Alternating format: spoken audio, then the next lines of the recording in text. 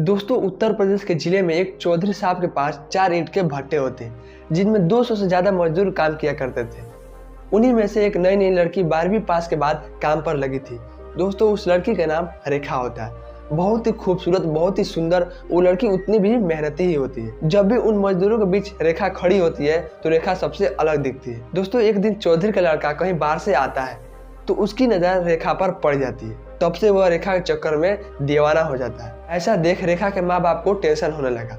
वो लोग जानते थे कि कुछ भी होगा तो इंजाम उनके सर ही आएगा। दोस्तों, ये बहुत ही रोचक कहानी है, बहुत ही इंटरेस्टिंग कहानी है। आइए जानते हैं पूरी कहानी इस वीडियो में। लेकिन वीडियो में आगे बढ़ने से पहले आपसे एक छोटी सी रिक्वेस्ट है, वीडियो को लाइक करके इस चैनल को सब्सक्राइब कर लीजिए ताकि मेरा हौसला बढ़ता रहे। तो चलिए वीडियो को शुरू करते हैं। दोस्तों, चौधरी साहब का नाम अशोक होता है। उनका गांव में उनका मान सम्मान और काफ़ी ज़्यादा रुतबा था क्योंकि उनके पास किसी चीज़ की कमी नहीं थी। उनके पास 4 ईंट भट्टे के अलावा भी 200-400 बीघा जमीन होती है। उनका गाँव में काफ़ी मान सम्मान होता था। उनके परिवार में वो और उनकी पत्नी और एक बेटी और एक बेटा था। बेटा का नाम हर्षवर्धन होता है। बेटी MBS की बाहर पढ़ाई कर रही थी और बेटा BTech फाइनल कर चुका था। बेटा BTech फाइनल करने के बाद वो बाहर में किसी प्राइवेट कंपनी में जॉब करता था जहां उसे 20 से 25 हज़ार सैलरी मिला करती थी। लेकिन अशोक को यह बात अच्छा नहीं लगता था क्योंकि उनका खुद का बिजनेस होते हुए भी उनका लड़का एक प्राइवेट कंपनी में जॉब करता था। एक दिन वो अपने बेटे को फोन मिलाया और उसने कहा कि बेटा, तुम घर आ जाओ, हमारे पास इतने सारे ईंट के भट्टे हैं और खुद का बिजनेस है, तुम नौकरी छोड़कर घर आ जाओ और अपना बिजनेस संभालो। हर्षवर्धन अपना नौकरी छोड़कर अपने घर आ जाता है। अगले दिन से ही ईंट के भट्टे पर जाना शुरू कर देता है। ईंट के भट्टे के बगल में एक ऑफिस होता है, उसी ऑफिस में जाकर वो बैठने लगता है। एक दिन जब उसका मन नहीं लग रहा था तो ऑफिस से निकलकर बाहर यूं ही टाइम पास करने के लिए घूमने निकलता है तो उसकी नज़र एक लड़की पर पड़ती है।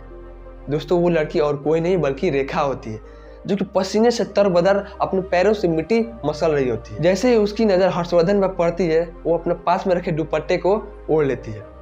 हर्षवर्धन देखता ही रहता है लेकिन रेखा अपना काम करते ही रहती है। हर्षवर्धन कुछ देर रेखा को देखने के बाद वो अपने ऑफिस में जाकर फिर से बैठ जाता है। दोस्तों, अगले दिन हर्षवर्धन फिर से उसी जगह पर आता है तो फिर से रेखा वहीं काम कर रही होती है। पसीने से तरबदर अपने पैरों से मिट्टी मसल रही होती है ताकि ईंटें बनाने के लिए वो मिट्टी को तैयार कर सके। फिर जैसे ही रेखा की नज़र हर्ष पर पड़ती है तो फिर से पास में रखे अपने दुपट्टे को ओढ़ लेती है। हर्षवर्धन फिर कुछ देर देखता है, उसके बाद वहाँ से चले जाता है। दोस्तों, जब वहाँ पर तीसरे दिन हर्षवर्धन आता है तो वहाँ पर रेखा नहीं होती है, ना ही रेखा का माता पिता, यानी कि वहाँ पर कोई भी नहीं था। ये देखकर हर्षवर्धन को काफ़ी बुरा लगा। हर्षवर्धन ईंट के भट्टे के कोने कोने में छान मारा लेकिन वहां पर किसी का नामो निशान नहीं मिला। हार थाकर वो अपने ऑफिस में चला गया। इसे चलाकर वो अपने सोफे पर बैठ गया। अब उसको कुछ समझ नहीं आ रहा था कि वो क्या करे। तो अगले दिन भी हर्षवर्धन उसी जगह पर जाता है लेकिन वहां पर फिर से उसे कुछ नहीं दिखता है। फिर से हार थाकर वो अपने ऑफिस में चला जाता है। दोस्तों, ये सिलसिला 1 हफ्ते तक चलता रहता है। जब हर्षवर्धन 8वें दिन उस जगह पर पहुंचता है तो फिर से रेखा वही काम कर रही होती है। ऐसा देख हर्षवर्धन को काफी अच्छा लगता है। हर्षवर्धन रेखा के पास जाकर बोलता है कि तुम इतने दिनों से कहाँ थी। रेखा बोलती है कि नहीं, मैं कहाँ गई थी, मैं तो यहीं पर काम कर रही थी। हर्षवर्धन बोलता है, झूठ मत बोलो, मैं यहाँ पर रोज आया करता था लेकिन तुम यहाँ पर नहीं दिखती थी। तभी वहाँ पर रेखा के माता पिता आ जाते हैं। वो हर्षवर्धन को सलाम करते हैं क्योंकि उनके बड़े मालिक का ये बेटा था। हर्षवर्धन उनसे पूछता है कि आप यहाँ पर कितने दिनों से काम कर रहे हैं। देखो भैया, हम यहाँ पर 10 से 15 साल से काम कर रहे हैं और हमारा यहीं से गुजारा होता है। हर्षवर्धन रेखा के बारे में जब पूछता है तो वो लोग बताते हैं कि यह रेखा मेरी ही बिटिया है। मेरी बिटिया बहुत ही मेहनती और पढ़ने में तेज। ऐसा सुनकर हर्षवर्धन को काफी अच्छा लगा क्योंकि हर्षवर्धन ने अपने आंखों से ही देख लिया था कि रेखा कितनी ज्यादा मेहनती है। हर्षवर्धन ने पूछा कि आपकी बेटी कितनी क्लास तक पढ़ी है। उन लोगों ने बताया कि मेरी बेटी अपनी नानी के यहाँ रहकर 12वीं पास की है। जब ऐसा हर्षवर्धन ने सुना तो हर्षवर्धन ने रेखा से पूछा कि तुम कौन से सब्जेक्ट से 12वीं पास की हो। रेखा ने जवाब दिया, मैंने मैथ से 12वीं पास की है। ऐसा सुनकर हर्षवर्धन को काफी आश्चर्य हुआ। हर्षवर्धन ने रेखा से पूछा कि मैथ तो बड़ा भारी सब्जेक्ट होता है, तुमने मैथ से कैसे 12वीं पास की है। रेखा बोलती है, कुछ भी भारी नहीं, मेरा फेवरेट सब्जेक्ट मैथ था, मैंने मैथ से 12वीं पास की है। ऐसा सुनकर हर्षवर्धन को अभी भी विश्वास नहीं हो रहा था। हर्षवर्धन ने अपना डाउट क्लियर करने के लिए हर्षवर्धन ने रेखा से कुछ सवाल जवाब किया। हर्षवर्धन एक के बाद एक मैथ से रिलेटेड सवाल पूछता गया लेकिन एक के बाद एक रेखा जवाब देती गई। रेखा के सारे जवाब सही थे।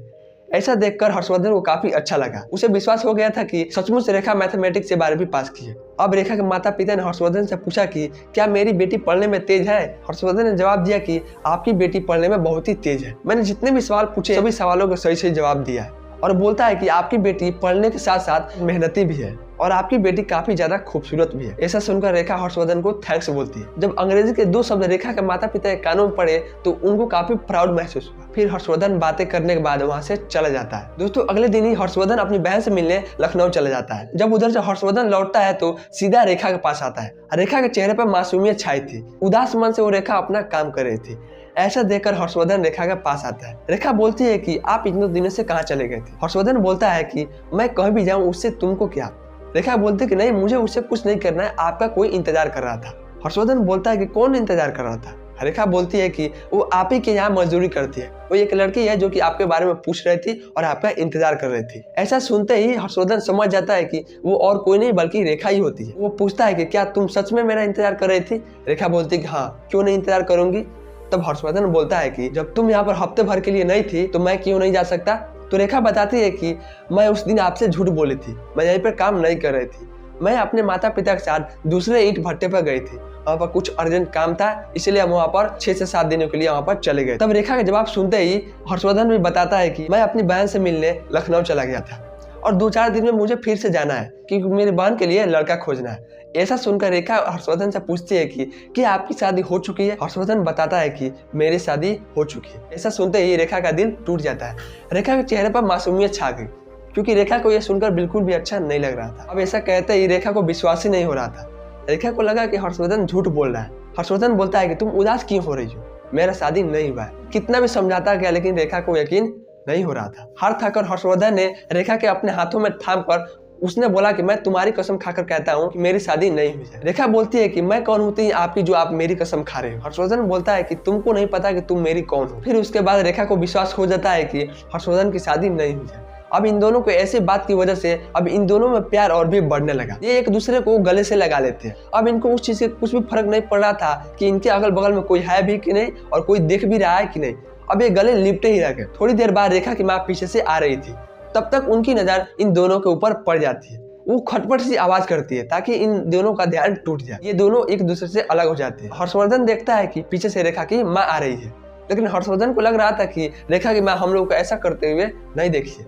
लेकिन इसको क्या पता कि रेखा की माँ पहले से ही इन दोनों को ऐसा करते हुए देख चुकी होती। वो इनके पास आती है और कहती है कि बेटा, आप हमारे बड़े मालिक के बेटे हैं और आप इतनी धूप में हम मजदूरों के विषय से बातें कर रहे हैं, ये आपको शोभा नहीं देता। तो जाइए आप अपने ऑफिस में बैठिए, हम मजदूरों को अपना काम करने दीजिए। हर्षवर्धन ऐसा सुनकर वो अपने ऑफिस में चले जाता है। जैसे ही हर्षवर्धन यहाँ से जाता है, रेखा की माँ रेखा के ऊपर बरस पड़ती है। रेखा की माँ समझाती है कि देखो बेटा, ये अमीर लोग हैं, ये बहुत ही खराब लोग होते हैं, इनसे तुम बची करो, इनसे थोड़ा सा दूरी बना करो। जैसा तुमने हर्षवर्धन के साथ कल किया था वो मैंने सब कुछ देख लिया। ये सब इसके पिता को पता चलेगा तो ये हमको जिंदा ही ईंट के भट्टे में झुकवा देंगे। इसीलिए यहाँ पर कोई भी मजदूर अपने जवान बेटे या फिर बहू को यहाँ पर नहीं लाता है। हमने तुम पर भरोसा करके यहाँ पर लाया कि तुम ऐसा कुछ भी नहीं करोगी, लेकिन फिर भी तुमने हमारे उम्मीदों पर पानी फेर दिया। तो आगे से तुम ध्यान रखना, जब भी हर्षवर्धन आए तुमसे उससे दूरी बनाकर रखना है। हर्षवर्धन के चक्कर में तुमको नहीं पड़ना है। उसके बाद रेखा की माँ रेखा को समझाकर वहां से चली जाती है। दोस्तों रेखा ने तो पहली बार प्यार किया था और अपनी माँ से ऐसी कठोर बात सुनकर उसको काफी बुरा लगा। दोस्तों जब इधर से हर्षवर्धन अपने ऑफिस में जाता है तो काफी खुश होता है। तो उसका हौसला 7वें आसमान पर था। उस शाम को अपना गाड़ी उठाया, चला गया मार्केट। रेखा के लिए नए कपड़े खरीदा, उसके लिए गिफ्ट खरीदा। अगले दिन सुबह सुबह बैग में लेकर उसका गिफ्ट और कपड़ा रेखा के पास आता है। तो रेखा अपना सिर झुकाई हुई अपना काम कर रही है। हर्षवर्धन उसके पास आता है, फिर भी रेखा उससे कुछ भी बात नहीं करती। ऐसा देखकर हर्षवर्धन रेखा से पूछता है कि क्या हुआ, तुम कल की बात से नाराज हो? देखो मैं तुम्हारे लिए क्या लाया हूँ, तुम्हारे लिए नए कपड़े, तुम्हारे लिए गिफ्ट भी लेकर आया हूँ। रेखा बोलती है कि मुझे उससे कुछ भी फर्क नहीं पड़ता, मुझे नहीं चाहिए आपका गिफ्ट या फिर नए कपड़े, आप ले जाइए। और प्लीज मैं आपसे हाथ जोड़कर विनती करती हूँ, मुझसे दूरी बनाइए, मुझे आपके साथ नहीं रहना है, क्योंकि अगर आपके पिता को ये सब पता चल जाएगा तो हम लोग को जिंदा ही मार देंगे। और मेरी माँ ने कल हम लोग को ऐसा करते हुए देख लिया था, इसलिए मेरी माँ ने ऐसा मुझको बात बोला। तो आप प्लीज यहाँ से आप चले जाइए। तब तक वहाँ रेखा की माँ भी आ जाती है। रेखा की माँ बोलती है कि देखो भैया, आप लोगों के बीच कितने भी गलतियां हो, लेकिन आपके पिता ये नहीं मानेंगे। आपके पिता हम लोगों को गलती ठहरा देंगे और हम लोगों को नौकरी से भी निकाल देंगे और हमारा इस दुनिया में भी नहीं है। हम यहीं पर 10 से 15 साल से काम करते हैं, हमारे यहीं से गुजारा चलता है। तो प्लीज भैया मैं आपसे हाथ जोड़कर कहती हूँ, आप यहाँ से चले जाइए। दोस्तों हर्षवर्धन हाथ थाकर वहां से चले जाता है। ये दोनों भी अपने अपने घर चले जाते हैं। हर्षवर्धन डायरेक्ट अपने घर चले जाता है। जब वो शाम को अपने फैमिली के साथ घर पर खाना खाने बैठा होता है तो हर्षवर्धन अपने पिता से बोलता है कि पिताजी मुझे शादी करना है। हर्षवर्धन के पिता बोलते हैं कि मैंने कहा तुमको मना किया है, मैंने तो तुमसे पहले ही कर दिया है कि तुम अपनी मनपसंद लड़की से शादी कर लेना, क्योंकि मेरे पास उतना टाइम नहीं है लड़की खोजने की, तुम अपने मन से लड़की को पसंद कर लेना। हर्षवर्धन बोलता है कि मैंने लड़की ऑलरेडी पसंद कर ली। अशोक सुनकर ये बोलते हैं कि वो कौन सी लड़की है। तभी हर्षवर्धन बोलता है कि वो लड़की और कोई नहीं बल्कि रेखा है, जो कि हमारे ईंट भट्टे में ही काम करती है। अशोक बोलते हैं कि क्या वो सुरेश की लड़की है? तो हर्षवर्धन बोलता है कि ये तो मुझे नहीं पता कि वो लड़की काफी ज्यादा खूबसूरत भी है। ऐसे सुनकर अशोक को काफी अच्छा लगा। अशोक ने बोला कि अगर खूबसूरत है तो काफी अच्छी बात है, लेकिन हर्षवर्धन ने कहा कि खूबसूरत तो है लेकिन वो पढ़ने में थोड़ी कमजोर है। ऐसा सुनते ही अशोक को काफी गुस्सा आ गया। उन्होंने बोला कि मैंने तुम्हें इसीलिए इतना पढ़ाया है, तुम एक अनपढ़ लड़की से शादी करके अपने घर लाओ। तो हर्षवर्धन ने जवाब दिया कि देखो पापा, वो इतनी अनपढ़ भी नहीं है, वो जितनी तक पढ़ी है उसे 2 गुना उसे नॉलेज है। जब अशोक को पता चलता है कि ये सुरेश की ही लड़की होगी तो वो अपने मुंशी के पास फोन लगाता है। मुंशी से बोलता है कि जाओ सुरेश और सुरेश की पत्नी और उसकी बेटी को लेकर मेरे घर फौरन पहुंचो। बड़े मालिक ऐसे बात सुनते ही मुंशी उन लोगों के घर चला गया। जैसे उन लोगों के घर पहुंचा तो रेखा की माँ वहाँ पर खाना बना रही होती। रेखा की माँ मुंशी के पैरों में गिर जाती। वो बोलते हैं कि देखो मुंशी जी, आप हम लोग को बचा लीजिए, बड़े मालिक हम लोग को जान से मार देंगे। इसमें मेरी बेटी की कुछ भी गलती नहीं, वो तो बड़े मालिक के बेटे ही मेरे बेटी से प्यार करने लगे थे, हम लोग को उसमें कुछ भी गलती नहीं है, प्लीज आप हम लोगों को बचा लीजिए। मुंशी बोलता है कि अगर मैं तुमको यहाँ से छोड़कर चले जाऊँ तो अशोक जी मुझे नहीं छोड़ेंगे, मुझे नौकरी से निकाल देंगे, तुम लोगों को मेरे साथ चलना पड़ेगा। दोस्तों, किसी तरह हार थाक कर मुंशी उन तीनों को लेकर बड़े मालिक के घर यानी कि अशोक के पास चला जाता है। दोस्तों, वहाँ पर सब कोई था, अशोक, उनकी पत्नी और उनका लड़का भी था। जब यहाँ पर तीनों पहुंचते हैं तो रेखा की माँ और रेखा के पापा जाते ही अशोक के पैरों में गिर जाते हैं और चौधरी जी से माफी मांगने लगते हैं। वो लोग बोलते हैं कि देखो चौधरी साहब, मेरी बेटी की उसमें कुछ भी गलती नहीं, आपके बेटे ने ही मेरी बेटी से प्यार किया। ये सुनते ही अशोक बोलते हैं कि सबसे पहला प्यार किसने किया है उसको ही सजा मिलेगी। तो सबसे पहला जवाब रेखा देती है। रेखा बोलती है कि देखिए चौधरी साहब, आपके बेटे की उसमें कुछ भी गलती नहीं, मैं ही आपके बेटे के चक्कर में पड़ी थी। ऐसा सुनते ही हर्षवर्धन बोलता है कि नहीं पिताजी, रेखा झूठ बोल रही है, इसमें रेखा की कुछ भी गलती नहीं है, मैं ही रेखा के पीछे पीछे पड़ा रहता हूँ, इसमें रेखा की कुछ भी गलती नहीं। ऐसा इन दोनों के मुंह से सुनते ही अशोक को ऐसा एहसास हुआ कि इन दोनों के मन में प्यार काफी ज्यादा है, एक दूसरे के लिए अपनी जान भी दे सकते हैं। तो अशोक बोलते हैं कि देखो ये रिश्ता तो मुझे मंजूर है। तभी अशोक अपने पत्नी को भी बुला लेते हैं। उनसे पूछते हैं कि देखो क्या लड़की सुंदर है कि नहीं। वो बोलती है कि लड़की तो बहुत ही सुंदर है। उन दोनों की तरफ से रिश्ता हाँ हो जाता है। लेकिन जैसे ही जो रेखा के पिता होते हैं सुरेश, वो बोलते हैं कि देखिए चौधरी साहब, आप ठहरे इतने अमीर आदमी और हम इतने गरीब आदमी, आपके यहाँ काम करते हैं और आपके यहाँ से हमारा गुजारा चलता है, तो हमारे पास उतना ज्यादा धन नहीं है कि मैं आप लोगों को दहेज दे सकूँ।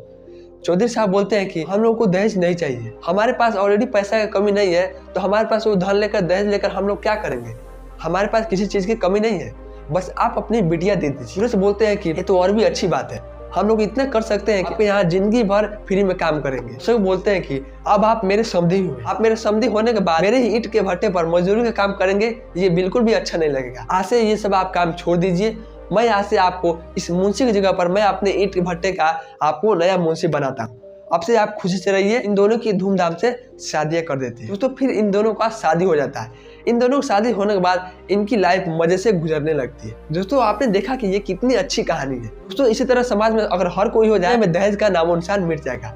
दोस्तों, ये कहानी आपको कैसी लगी? अच्छी लगी तो वीडियो को लाइक करके इस चैनल को सब्सक्राइब कर लीजिएगा, ताकि आपको इस चैनल पर ऐसे ही स्टोरी वीडियो मिलते रहेंगे। तो तब तक के लिए थैंक्स फॉर वॉचिंग।